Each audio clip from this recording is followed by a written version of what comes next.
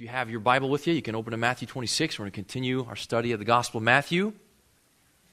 And we're in chapter 26, and we're really the last hours of Jesus' life. But before we look at this passage together, I want to read to you a verse from Romans 12. Romans 12, verse 18. I just want you to hear it. Paul says, "If possible, so far as it depends on you, be at peace with all men." I'll read it again. "If possible, so far as it depends on you, be at peace with all men." Or one translation says, "Live peaceably with all people." Where are you finding yourself to be fighting right now? Where are you fighting? Where is the tug of war going on? You're pulling one way, someone else is pulling another. The my way, no my way, back and forth. Where is that happening in your life? I know what's happening in certain parts of your life because that is the way it is as we live in this world. Perpetual fighting, conflict. It's constant. There's the culture wars. Maybe you get caught up in that. You read blogs or you read news articles or you watch the news and you're caught up in the sort of the ongoing political debate. That sort of thing. There are household wars that go on. When you're raising children, you experience it regularly, people fighting. And then you're fighting on the inside, or sometimes boiling over from the inside. I was out doing some yard work the other day, and I was noticing that our blueberry bushes are starting to show signs of life. Little buds there, and I remembered, man, we're going to have to put those nets up because the birds come and eat all our blueberries. So we're fighting even in gardening. And I hear stories of others trying to keep the deer out or whatever. Right? I mean, it's a constant fight in this world, isn't it? One way or another. So, where are you experiencing that right now? Most fiercely? Is it with your spouse? Is it with a child or several children? Is it with a neighbor, a coworker? Where are you experiencing the opposite of peace? I would bet, and I don't think it's a long shot, I would bet that you have aspects of your life that cause you to experience a lack of peace, the opposite of peace, conflict, tension. We are looking at the last hours of Jesus' life here in Matthew 26, really the hardest hours of his life. And here's what we're seeing. The disciples taking up arms and Jesus laying his down. We're seeing the disciples fighting for their lives, and we're seeing Jesus giving his life up. We're seeing the disciples ready to kill, and we're seeing Jesus ready to die. Pretty significant contrast. And has a lot of gospel truth, rich gospel truth for us as we think about those parts of our lives in which we are experiencing deep-rooted conflict or frustration or lack of peace. So, this morning's sermon title is "To Kill or to Die." To kill for our kingdom or to die for God's kingdom. And really it's the contrast of the normal, natural, human approach to Christ's abnormal, supernatural, divine approach. So Matthew 26, this is the passage we were in last week, and I covered a lot of ground last week, and this week I'm going to zero in on one particular portion of this passage. So Matthew 26, I'm going to read it to you again, starting in verse 45. I'm going to start there, and we're going to go down to verse 54. We're going to stop there, and we're going to hone in on this particular part of the passage, okay? And let me just say a little bit more at the context real quickly here. Jesus is in the garden. His disciples, because of their sorrow, are exhausted and they're sleeping, and he's been praying and he knows what's coming. Judas has already co-conspired with the other Romans and the Jews, and they're coming to get Jesus. So verse 45 says, Then he, Jesus, came to the disciples and said to them, Are you still sleeping and resting? Behold, the hour is at hand, and the Son of Man is being betrayed into the hands of sinners. Get up, let us be going. Behold, the one who betrays me is at hand. While he was still speaking, behold, Judas, one of the 12, came up, accompanied by a large crowd with swords and clubs, who came from the chief priests and the elders of the people. Now he who was betraying him gave them a sign, saying, Whomever I kiss, he is the one, seize him. Immediately Judas went to Jesus and said, Hail, Rabbi, and kissed him. And Jesus said to him, Friend, do what you have come for. Then they came and laid hands on Jesus and seized him. And behold, one of those who were with Jesus reached out, drew out his sword, and struck the slave of the high priest and cut off his ear. Then Jesus said to him, Put your sword back into its place, for all those who take up the sword shall perish by the sword. Or do you think that I cannot appeal to my Father, and he will at once put at my disposal more than 12 legions of angels? How then will the Scriptures be fulfilled, which say that it must happen this way? We have the disciples ready to kill. It's interesting, Peter gets a bad rap, doesn't he? And we know because John's gospel tells us it was Peter who actually attacked one of the servants of the high priest. But Luke's gospel tells us that they said, plural, they said, Lord, shall we strike with the sword? So Peter wasn't the only one thinking that way. He was just the first to act, as usual. He's Mr. Impulsive, right? He just jumps right in there. He's ready to go. The other ones are thinking the same thing. So here's the question. Why? What are they experiencing on the inside as this starts to unfold before them? Everything Jesus has said is going to happen. Now it's unfolding before their very eyes, and they're ready to fight. Why? Because what is valuable to them is being threatened, isn't it? On one level, their sense of what they thought the kingdom was going to be like, this threatens to put an end to that dream, that fantasy. Kingdom of power, kingdom of prominence and prosperity, and all that they thought they would have, reigning with Jesus there, finally being elevated. And now this is being threatened by these Jewish leaders and Roman soldiers, and so they're ready to fight. On another level, it's that their friend, Jesus, is being betrayed, and they are defensive in a way that we can understand and relate to. So it's time to fight in their minds. To fight against who? Could say the Romans, because they're the soldiers that are coming for Jesus in this moment. Could say the Jews, because they're the ones really behind it all. They're the ones really driving this thing forward. Could even say, and this one a little bit more shocking, there's a sense in which they're even fighting against God. Just read it at the end. Jesus says, How then will the Scriptures be fulfilled, which say that it must happen this way? So is this or is this not God's plan?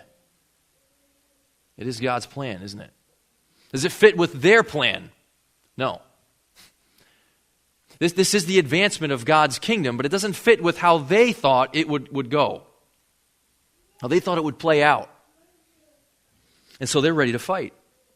It is what Greg's son, Ryan, has used this term in Sunday school a few times, proxy war. This is a proxy war. I was intrigued by that concept, looked it up. What was a proxy war? A proxy war is a war, here's the definition, a war instigated by a major power that does not itself become involved. So some might say that our conflict with North Korea, which is going through some interesting phases here recently, but our conflict with North Korea, some might say it's more about China than North Korea. There's this other major power involved that's not really directly involved. Well, here's what's happening is God has a plan for his kingdom that is unfolding, and people, including and especially the disciples, have a major problem with it. And so as they're attempting to fight, there's a sense in which they're fighting against God himself. Isn't that kind of remarkable? They've been walking with Jesus for 3 plus years at this point, but they're still not understand. They're still acting naturally, which is what we're sort of the best we got, what we're left with, apart from God doing supernatural things in our lives. This is natural. This is normal. You fight for what is important to you. You fight to go after it. You fight to defend it if someone threatens it. That's just the way it is. In our kingdom mentality, in which I am king, or you are king, you are queen over your little kingdom, and the way you want things and aspects of your life, you have to fight to get them. That's the way that it works in this world.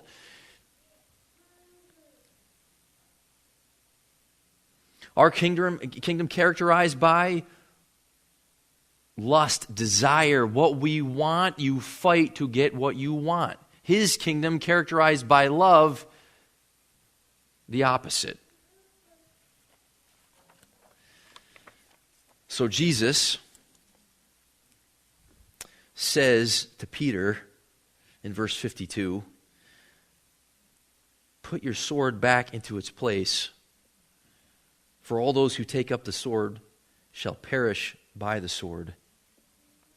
This is an amazing statement, a profound statement. Those who live by the sword die by the sword. This is not Jesus advocating pacifism, saying, hey, there's never any just or righteous use of the sword. This is not that. He's established governing authorities. There are other places in the New Testament that make that very clear. This is getting to the root issue with human beings. This is getting to that hard issue of just how we tend to fight to even kill for what we want. And here's what he is saying. There's no end to that. It's another way of saying there is no peace there, only conflict. Different ways we could think about that. One is when we take justice into our own hands. We see something that's gone wrong and we take justice into our own hands. You know what tends to happen? Is we take justice into our own hands and someone else perceives that as an injustice. And then they take justice into their own hands against us. Or someone wrongs us, we retaliate, and then guess what happens? They retaliate against our retaliation. And the cycle goes on. And it escalates more and more and more and more. And I'm counseling couples and a husband and wife, let's say, and she says, well, I told him this, and then he says, yeah, but that's upsetting to me, and here's why. And then he blasts a shot across back at her, and now it's just boom, boom, boom, boom, boom, boom, boom, and it just keeps escalating. Sounds familiar, right?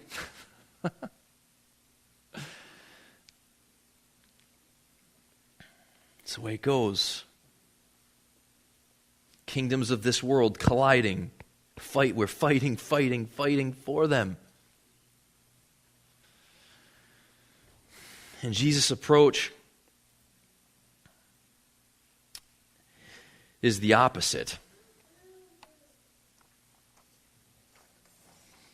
Just put your sword away.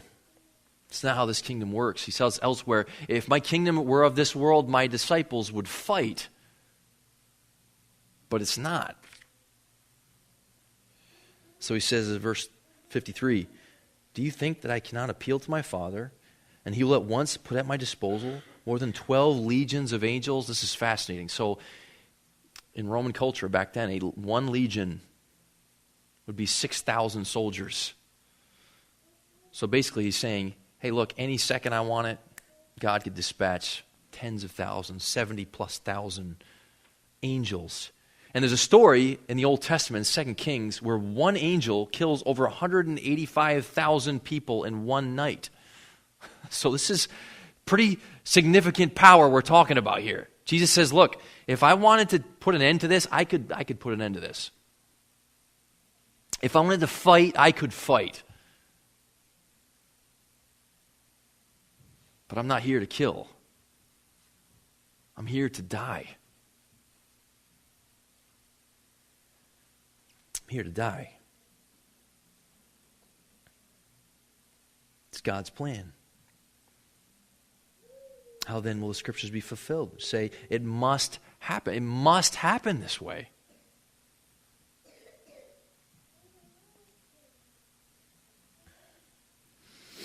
Not what the disciples naturally wanted. It's not often what we want when things in our lives aren't going our way. And we're tempted, and everything in us is rising up in this effort to take up arms and fight.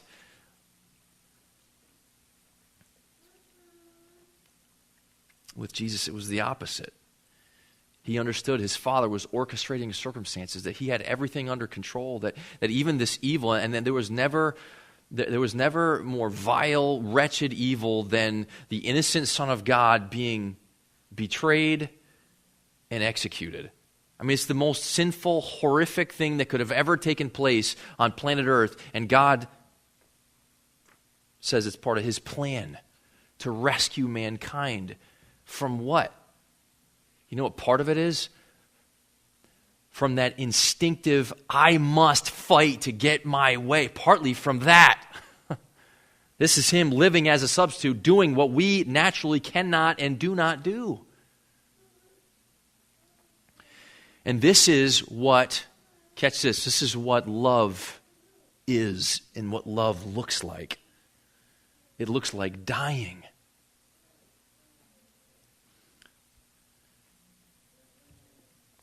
This is fascinating. I had stumbled across this years ago, and I came back to it in my study last week. So look at verse 51 for a second.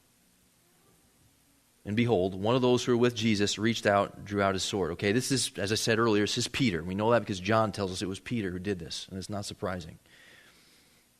Just notice that word reached, and depending on your translation, it might have a different term there, but in mine it's reached, okay? So that same word used here of Peter reaching for his sword, I want to show you that word somewhere else in the New Testament. Go to the Gospel of John. Another incident with Jesus and Peter. John 21.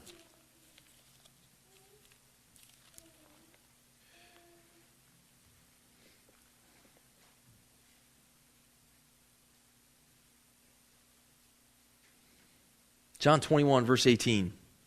This is after Jesus' resurrection. He has rejoined his disciples, and he is teaching them some things they need to know. Verse 18, truly, truly, I say to you, Jesus saying this to Peter, when you were younger, you used to gird yourself and walk wherever you wished, but when you grow old, you will stretch out your hands. Right there, stop there. It's the same word as reached in Matthew 26. Look what he says. When you grow old, you will reach out your hands, stretch out your hands, and someone else will gird you and bring you where you do not wish to go. Just stop for one moment here. Life has a way of taking all of us where we do not wish to go, doesn't it? Let me rephrase that. God has a way of taking all of us where we do not wish to go, doesn't he? He does. One more verse, verse 19. Now this he said, signifying by what kind of death he would glorify God. And when he had spoken this, he said to him, follow me. This is what he's saying. Peter, here's how you've lived your life. Fighting for what you want. Reaching for your sword. Killing, whether only mentally, verbally, physically, whatever, killing. But here's what's going to happen. He says, you belong to me. And my Father and I have this plan for the end of your life, and here's what it's going to look like. And you're going to glorify me, Christ says. You're going to show off my value as God the Father leads you to a death of humiliation. You're going to reach out your hands. They're going to take you where you do not want to go. So here's what's fascinating about that. We talk a lot about this here. We have this perspective, and I think sometimes the church can maybe convey this in ways that are maybe misleading, that somehow we take control of our Christian life and we determine by our own By our own plans, our own volition, our own activities, we determine the fruitfulness of our lives, and we determine the level to which, or the degree to which God is glorified in our lives, and that's sort of our responsibility. God passed us the baton, and now we're running with it. And this is saying very clearly, God has a plan. He had a plan for Christ's life and what that would look like, and He has a plan for your life too. And frankly, a big part of what He's going to do to be glorified in your life is to bring you to places where you do not wish to go and to teach you what love is through dying. Through dying. Sometimes kicking and screaming. But He is teaching us what love is. He's teaching us who He is. When He is orchestrating circumstances, listen, circumstances in which everything around you seems to be fighting against you, and you want to fight back, and something in you is just saying, just yield. Other people are fighting against you, getting in your way, destroying your marriage from your perspective, or destroying what you planned for your family or whatever. And I mean, you are just tenaciously fighting back. Or your aging body is fighting against you. And isn't it with all of us to some degree that we don't like? Aging, disease, the humiliation of that, losing abilities that we've had in our younger years, and now we're getting weaker and weaker, and nobody likes that. And God is teaching us of Himself and of His ways and of His kingdom in our dying, in our losing. Not in our winning. In this world, it's about winning and killing and conquering. And He is teaching us of love in losing and dying and being conquered. And I know parts of your life, just like parts of my life, feel like you're losing. And sometimes every fiber of my being is saying, oh, but I want to just win. Can I just win somewhere? Can't I just conquer? Can't I just kill?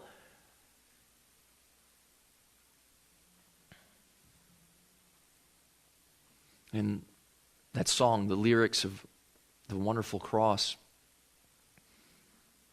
it bids me come and die and find that I might truly live.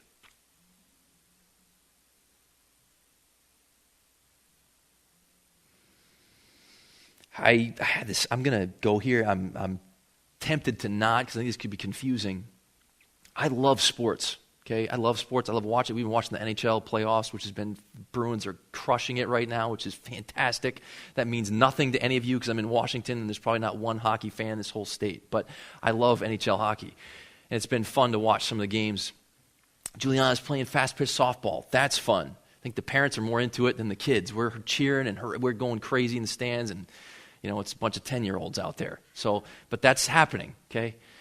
And I was thinking about this book I read recently. I've mentioned it before, but it's called The Righteous Mind. It's written by a secular guy. He's an evolutionist, social psychologist, and he's just trying to explore why do humans fight so much over politics and religion and things like that. And he's really got a sort of a scholarly approach to that topic of human conflict. And so it's fascinating from a biblical perspective to hear someone who's a genius wrestling through this, and yet there's some significant blinders. But one of the parts of the book that I thought was fascinating is he's talking about sports. And here's what he said.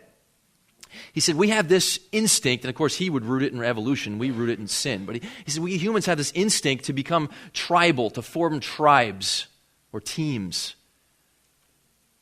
and to conquer. And he said, here's what sports is. He said, sports is us kind of playing at war. Sports is like a sort of a little bit, slightly more humane, domesticated way of still fighting and killing. Going after trophies instead of dead bodies or trying to secure land or power, whatever. But he's like, look, it's that. And here's why I hesitated, because I want to be really clear about this. Sports is fantastic. Mike and I were talking about earlier, the benefits of sports and learning to work hard and learning to work as a team and learning to face and experience losses and to keep moving forward. And that's all common grace and great. As a family, Lord willing, we will continue to be part of that. But there's also another dimension that we can learn from in terms of human condition that has so many implications, not for just something like sports, but for relationships, okay? In the world of relationships, the kingdom of God, what matters most? Love for God, love for other people. In that sphere, there's something really important to consider there. That our nature is to fight for what we want and to try to win. And yet, the gospel unfolds before us the most glorious, the most beautiful story ever written, ever shared on earth, and yet is completely counterintuitive and counter-cultural to any of that. It's just the opposite. This is why disciples they couldn't believe this, and this is why they're ready to fight. It's like, they can't end this way. This doesn't make any sense. How many movies end with the hero of the movie dying in humiliation and shame and alone? Not many. Maybe there's a few, but not many. Because it's such a counterintuitive storyline. And God's saying, this is where we learn of who our Creator is and what love is.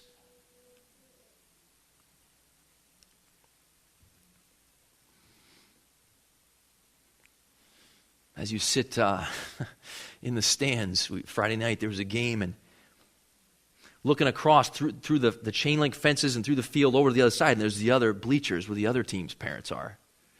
And you're kind of sneering over at them, and they're cheering one way and you're cheering, we're going to cheer louder. It's a great thing. It's a common grace, but there's also something in that why do brawls break out? You've seen the videos, probably some of you I know are on YouTube watching those videos of parents fighting at a basketball game or a hockey game, or why does that happen? Why can't we participate in physical activities without it becoming warfare? At some deep level, it's because of this issue. We don't understand, and we don't have within ourselves love. And so God provides love. He teaches us what love is, miraculously and sovereignly, works in our lives. He orchestrates circumstances. So, here's what I want you to think about as we close. Where are you experiencing the conflict most fiercely in your life at this moment? What might God be showing you about how amazing Jesus Christ is and how He is your only hope for peace, the Prince of Peace?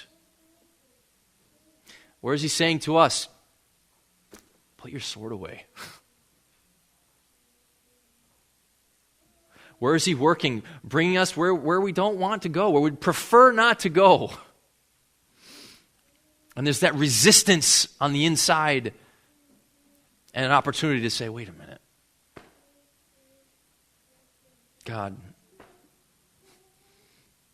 look at Christ and His life and why that, kind of makes sense. So God, give me what I don't have. Forgive me for my uprisings. Forgive me for my rebellion against your plan, and give me what I don't have. Give me your love, your peace. Help me yield. Do what only you can do. This is what Jesus was teaching His disciples then. It's what He's teaching us now. Very same thing. And I'll leave with this. The most important part of this is seeing who Christ is and being amazed. It is worshiping Him, saying, wow. And that is truly astonishing. That He turned Himself over. He let Himself be mocked, slapped, beaten, crown of thorns, robe put around Him. Treated like the worst of criminals, to the point where He even breathes His last breath. And He says, I've done this for you. God so loved the world, he gave his only begotten Son. Whoever believes in him will not perish but have everlasting life. So this is life. And now through circumstances, he's working to teach us of that life, to find his victory in our losses, to find his peace in yielding, to find his peace in dying rather than killing. Let's close in prayer and ask God to cause us to sink in, okay? God, thank you for our time this morning. Thank you for what you have taught us, what you are teaching us. God, clearly you have for us to, because of what you revealed, you have for us to marvel over who Christ is and his substitution and his sacrifice, the way of love, the way of your kingdom, which is totally foreign to us and would be unknown to us if you didn't reveal it. And so thank you for revealing the beauty and the glory of this. Help us to trust in you. Help us to walk with you through those parts of our lives that are littered with conflict. Help us to hear your still small voice when you say, put your sword away. Help us to rest in the truth of death working in us and life being channeled to other people through us as we die, even as Paul was learning. Thank you that we could have been able to be here this morning, God. Thank you that you've brought who you brought this morning. Pray that as they go their way, that they would be uplifted and helped and encouraged in the truth of the gospel. In Christ's name I pray. Amen.